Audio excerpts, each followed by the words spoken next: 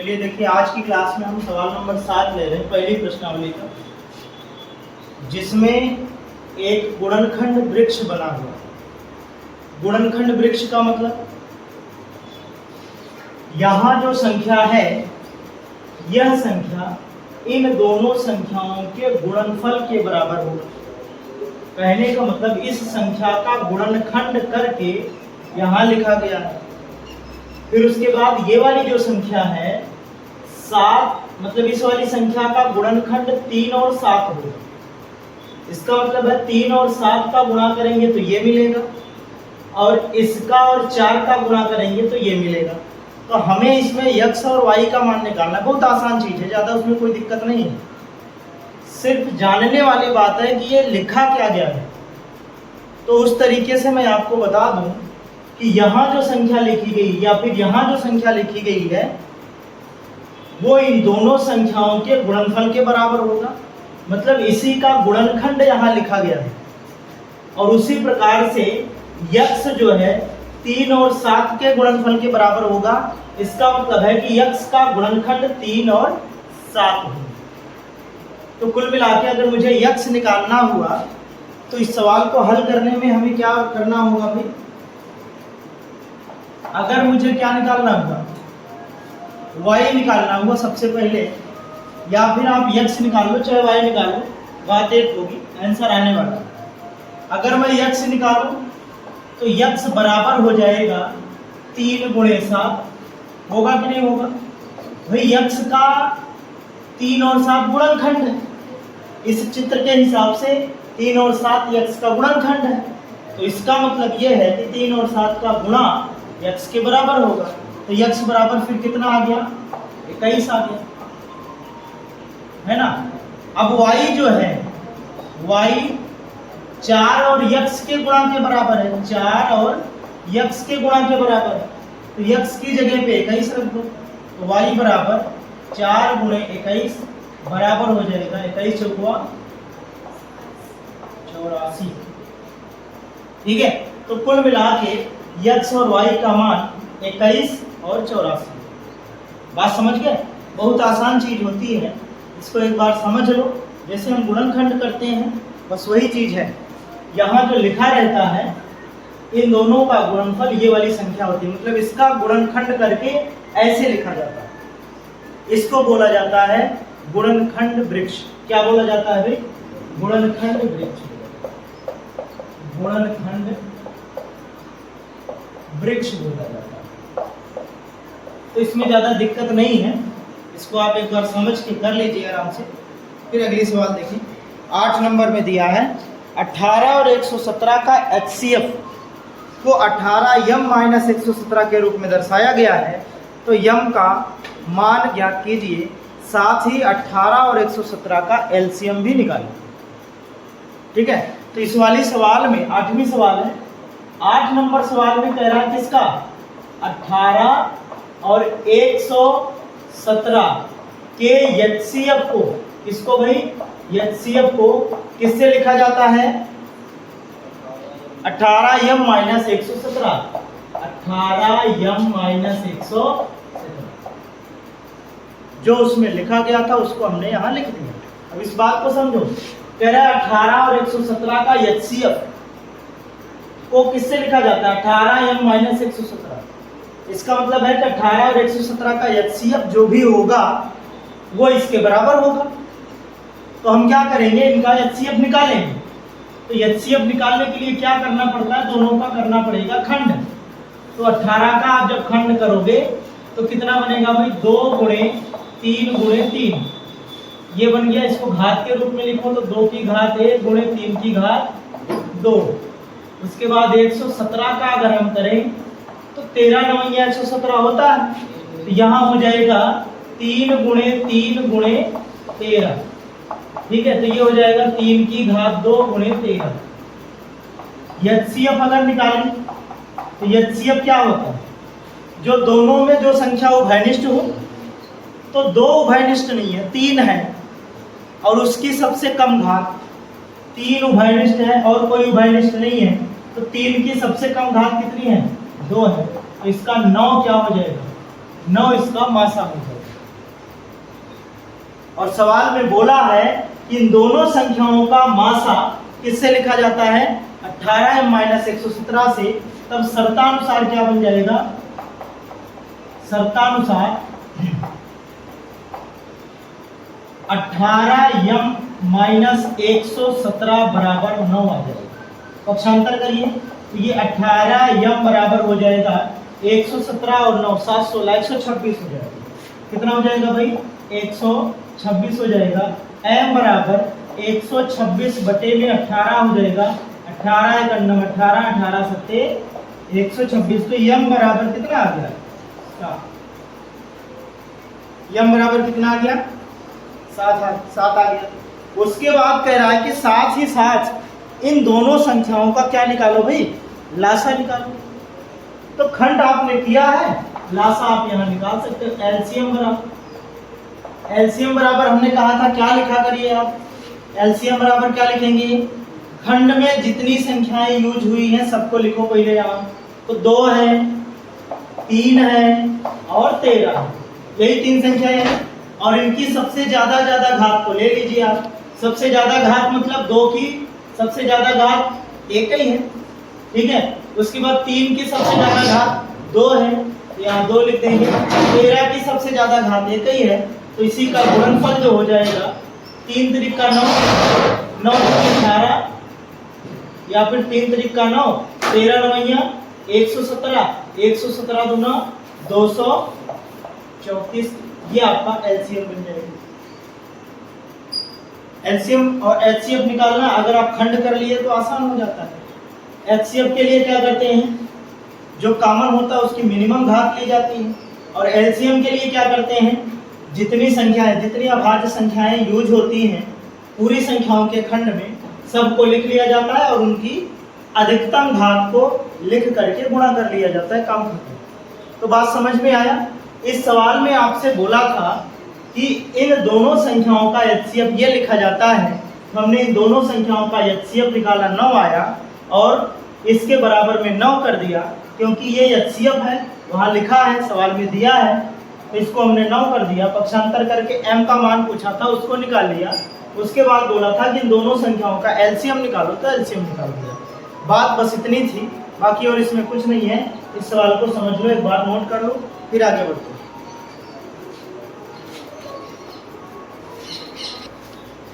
9 number सवाल देखिए, इसमें लिखा है कि जांच कीजिए कि क्या किसी प्राकृतिक संख्या n के लिए संख्या 6 की पावर n,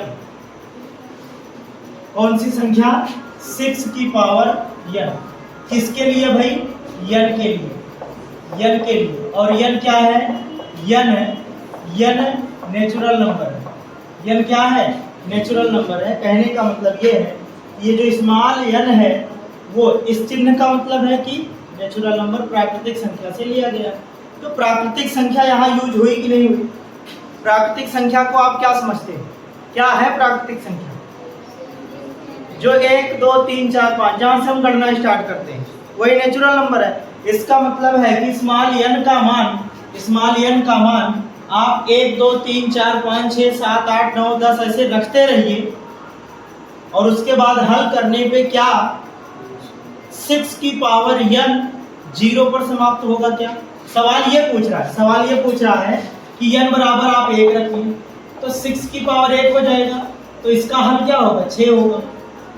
n बराबर जब 2 रखोगे तो 6 की पावर 2 हो जाएगा और इसका हल 36 होगा। फिर 6 की पावर 3 करेंगे तो इसका हल हो जाएगा 216। तो कुल मिला के आपसे इसी तरीके से आगे बढ़ते रहिए। तो आपसे सवाल क्या पूछ रहा है कि n के क्या किसी ऐसा मान है, कोई ऐसा मान n का जो कि आप इसमें रखिए और यहाँ इकाई अंक पे क्या आ जाए, 0 आ जाए। ये आपको पता करना है, ठीक है। तो इसको आप ऐसे रखते रहेंगे तो प्राकृतिक संख्याएं अनंत होती हैं, प्राकृतिक संख्या अनंत होती है ना। तो अनंत मान ऐसे आप रखते रहिए, उसके बाद गुणा करते रहिए। उम्र बीत जाएगी लेकिन खत्म नहीं होगा। तो इसको चेक करने का एक कॉन्सेप्ट है। कॉन्सेप्ट क्या है भैया, सबसे पहले पता करिए कि 0 आता कब है। जीरो इकाई अंक, दहाई अंक, सैकड़े अंक पर जीरो कब आता है? याद रखना, हमेशा के लिए सत्य है ये। जीरो तभी आएगा जब 2 और 5 का गुणा होगा, अन्यथा की स्थिति में शून्य कभी बनता नहीं है।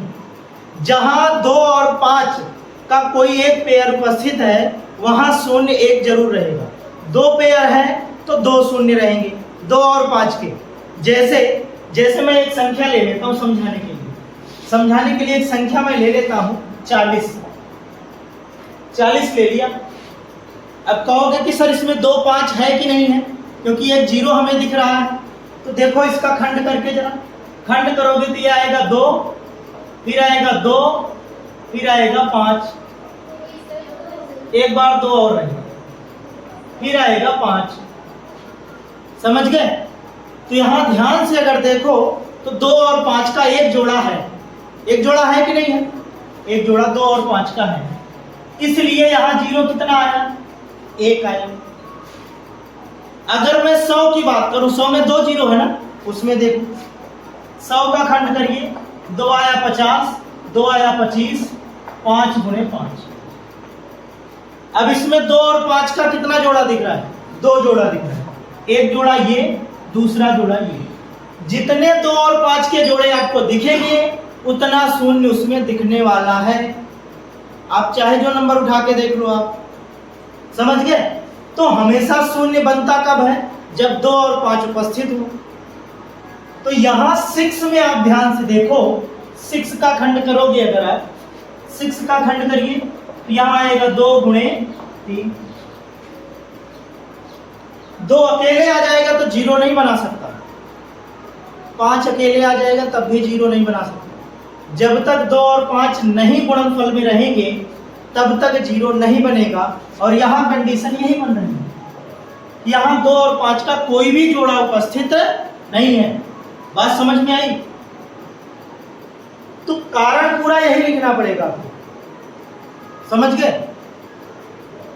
तो इसको आप लिखिए, जरा लिखिए इसका हल। पूरा बोर्ड में लिखा नहीं जा सकता, हम बोल दे रहे हैं, आप लिखिए। लिखिए,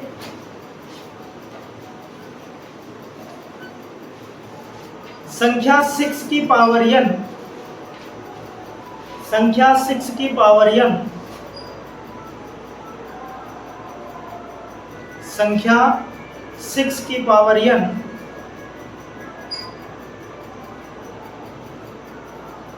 n के किसी भी मान के लिए, n के किसी भी मान के लिए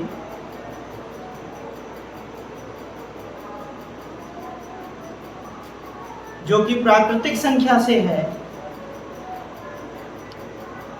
n के किसी भी मान के लिए जो कि प्राकृतिक संख्या से है,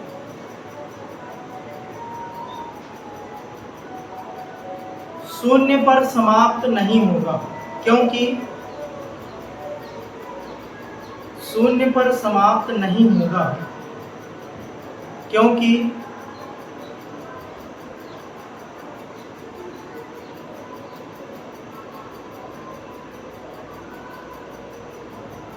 क्योंकि 6 के अभाज्य गुणनखंड में, 6 के अभाज्य गुणनखंड में,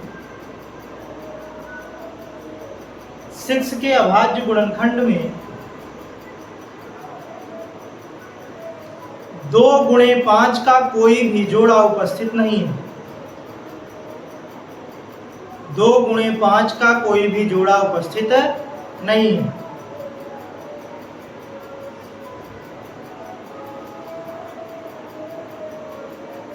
तो बात समझ में आ गई होगी, कारण लिखवा भी दिया और आपको समझ में भी आया होगा कि शून्य कब आता है। तो वो कंडीशन नहीं बन रही है, इसलिए इसमें शून्य नहीं आएगा। चलिए आगे सवाल देखते हैं। सवाल नंबर 10 में कह रहा है कि एक संख्या दिया गया है 7 गुणे 11 गुणे 13 प्लस 13, और दूसरी संख्या दी गई है 7 गुणे 6 गुणे 5 गुणे 4 गुणे 3 गुणे 2 गुणे 1 और प्लस में 5। इन दोनों संख्याओं को बताना है कि ये दोनों भाज्य क्यों हैं, कारण वही आपको बताना है। तो ध्यान से अगर पहली संख्या में देखो भाई, भाज्य संख्या वही होती है जो स्वयं और एक को छोड़कर किसी अन्य संख्या से भी विभाजित हो जाए। तो पहली संख्या एक और स्वयं को छोड़कर और किससे विभाजित हो रही है, यही हमें पता कर लेना है। अगर विभाजित हो रही है तो भाज्य है, विभाजित नहीं हो रही है तो अभाज्य है, भाज्य नहीं है। तो यहाँ हम देखेंगे पहली संख्या में क्या लिखा है, 7 गुणे 11 गुणे 13 प्लस में 13। अगर हम बात करें तो यहाँ देखो एक पद ये आपको दिख रहा है और दूसरा पद ये दिख रहा है, बीच में क्या है, प्लस है। तो दोनों पदों से 13 कॉमन बन रहा है। इधर बना 7 गुणे 11 प्लस में इधर कितना बना, 1 बन गया। अब अगर ध्यान से आप देखो तो पता चल गया है कि ये जो संख्या है वो 13 और ये वाली संख्या से कटेगी। 11 सते 77 एक 78, 13 और 78 से कटने वाली ये जो संख्या है पहली वाली वो 13 और 78 से कटेगी, क्योंकि 13 और 78 का गुणनफल है ये संख्या। गुणा करोगे तो आएगी संख्या। तो कुल मिला के अब आपको दिखने लगा कि ये 13 से भाज्य है, इसलिए इसको हम भाज्य बोलेंगे। तो यहां लिख देना, चूंकि संख्या 13 से भाज्य है, 13 से विभाजित हो जाएगी या फिर विभाज्य है, विभाज्य है, इसलिए इसे भाज्य संख्या कहेंगे, भाज्य संख्या कहेंगे।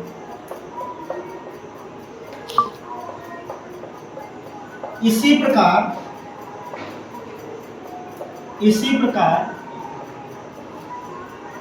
दूसरी संख्या जो है 7 गुणे 6 गुणे 5 गुणे 4 गुणे 3 गुणे 2 गुणे 1 गुणे 1 धन 5, इसमें आप दोनों में देखो 5 दिख रहा है, 5 कॉमन कर सकते हो। तो इधर हो जाएगा 7 गुणे 6 गुणे 5 हट जाएगा, 4 गुणे 3 गुणे 2 गुणे 1 और प्लस में 1 हो जाएगा। अब 5 गुणा में आ गया, इसका मतलब अब ये संख्या 5 से कट जाएगी। तो यहां आपको लिखना है कि दूसरी संख्या जो है, दूसरी संख्या 5 से विभाज्य, 5 से विभाज्य है, इसलिए इसे भी भाज्य संख्या बोलेंगे, भाज्य संख्या कहेंगे। बात समझे? अभी तक हमें नहीं दिख रहा था, लेकिन थोड़ा सा सरल किया तो आपको पता चला कि पहली संख्या 13 से एक और स्वयं के अलावा 13 से कट रही है और दूसरी संख्या एक और स्वयं के अलावा 5 से कट रही है, इसलिए हम दोनों को क्या कहेंगे, भाज्य संख्या कहेंगे। 11 नंबर में है, किसी खेल के मैदान के चारों ओर एक वृत्ताकार पथ है।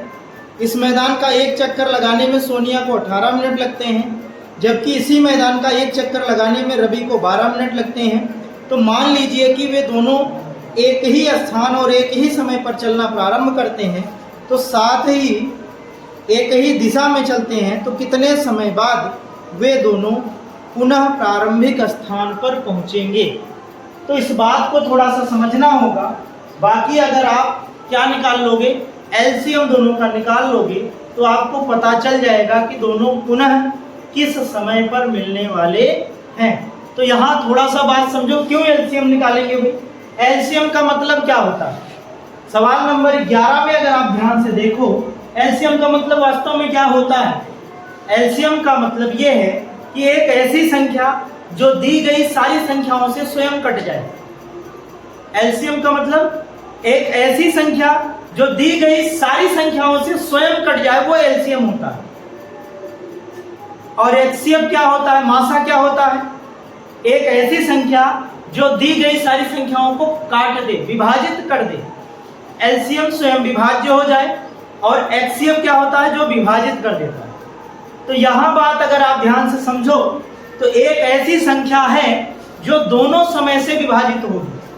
कहने का मतलब एक समय ऐसा आएगा कि दोनों घूमते घूमते उस समय पर एक साथ मिलेंगे, मतलब दोनों उस समय को विभाजित करेंगे।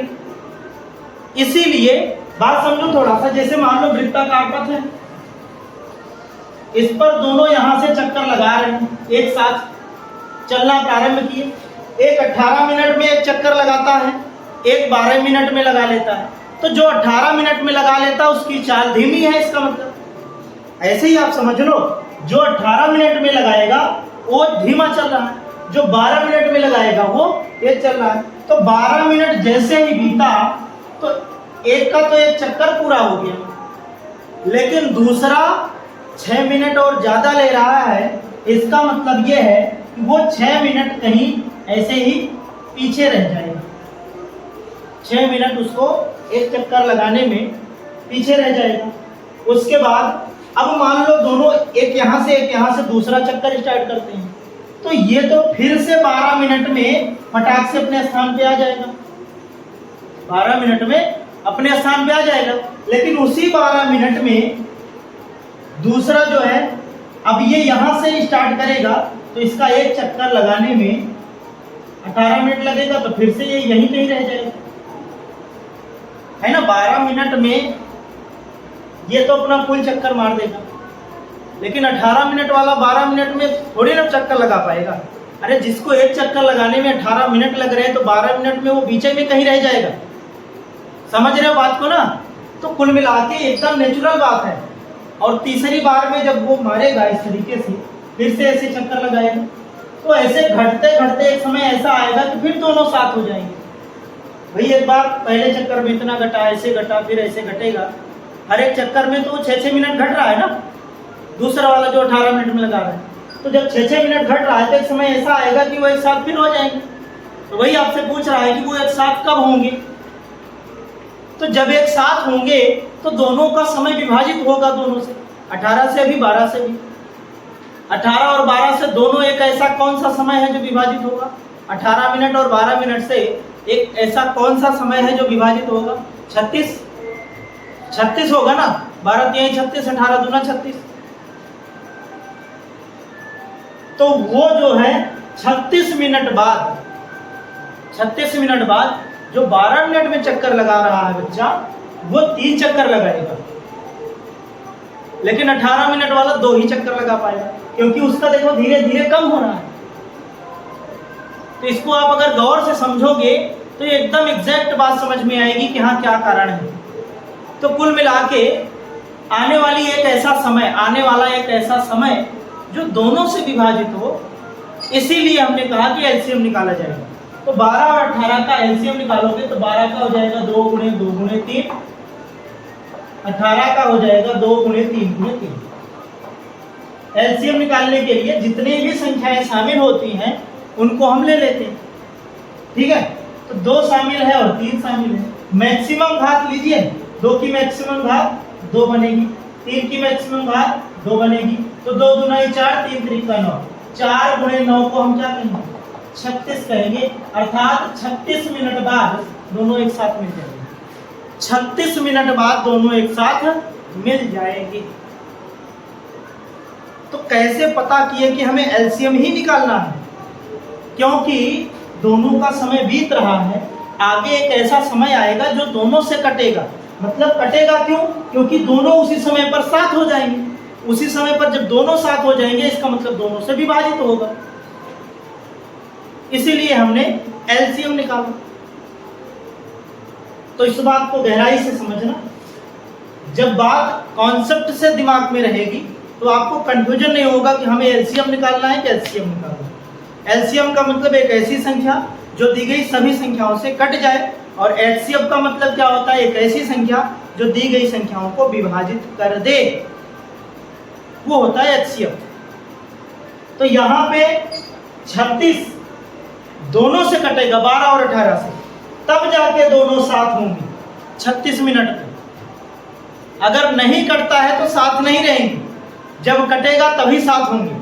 तो कुल मिला के इतना सा कॉन्सेप्ट इसमें था। समझने वाली बात और लगाने वाली बात तो कुछ है ही नहीं इसमें। है ना। तो 11 नंबर सवाल को आप इस तरीके से लगा लेना, एलसीएम होगा। और 10 नंबर सवाल आपके सामने, दोनों को आप नोट कर लीजिए फिर आगे।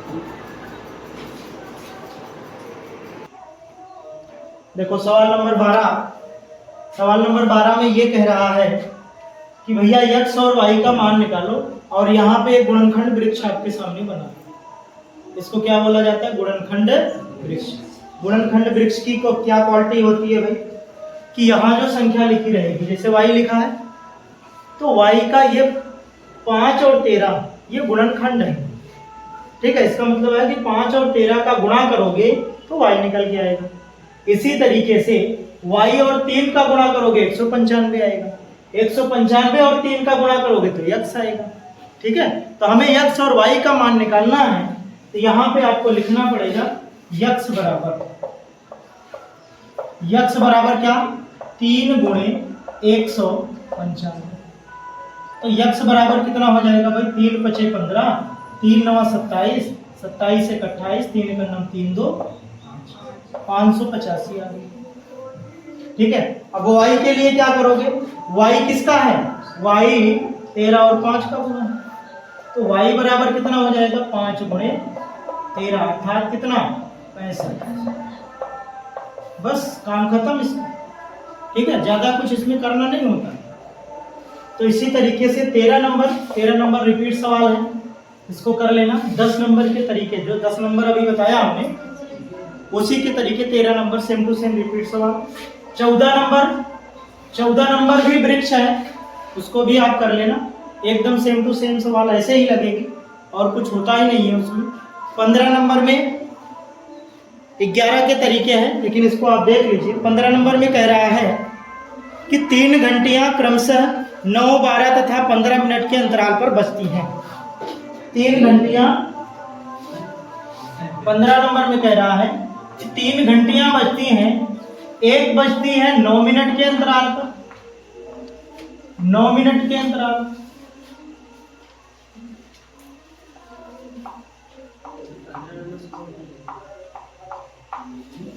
नौ मिनट, 12 मिनट और 15 मिनट, ठीक है। तीनों इस तरीके से बज रही हैं। 9 मिनट, 12 मिनट और 15 मिनट के अंतराल पर तीनों घंटियां बज जाती हैं। तो कह रहा है कि यदि वे एक साथ बजती हैं, एक साथ, एक बार इनको एक साथ बजा दिया गया, ठीक है, एक बार इनको एक साथ बजाया गया, फिर वो पुनः एक साथ कब बजेंगी, कितने समय बाद बजेंगी, वही आपको बताना है।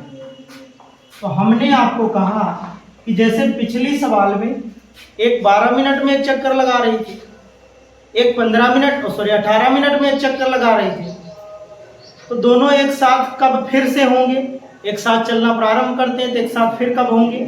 इसका मतलब कोई समय एक ऐसा होगा जो उन दोनों को विभाजित करेगा। तो सेम टू सेम वही स्थिति इसमें भी बन रही है कि तीनों को एक साथ बजा दिया गया, एक बार एक साथ बजा दिया गया, फिर 9 मिनट बाद एक बज जाएगी, 15 मिनट बाद दूसरी बज जाएगी, फिर उसके बाद 12 मिनट बाद तीसरी बज जाएगी। तो इस तरीके से तीनों बज रही हैं। तो ऐसे ही बजते बजते कौन सा एक ऐसा समय आएगा जहां तीनों एक साथ फिर बजेंगे। इसका मतलब एक समय ऐसा होगा जो 9, 12 और 15 से विभाजित होने वाला है, पक्का। इसका मतलब है कि वो समय इन तीनों से विभाजित हो रहा है, तो उसी समय को हमें निकालना है। तो वो क्या है, एलसीएम। एलसीएम क्या होता है, एलसीएम वो होता है जो दिए गए सभी से विभाजित हो जाए। तो यहाँ सभी से विभाजित होने वाला जो हमें निकालना है, तो इसका मतलब एलसीएम निकालना है। तो इन तीनों का एलसीएम वाला जो समय होगा, तो एक साथ बजने वाला समय यहां लिख लेना, एक साथ बजने वाला समय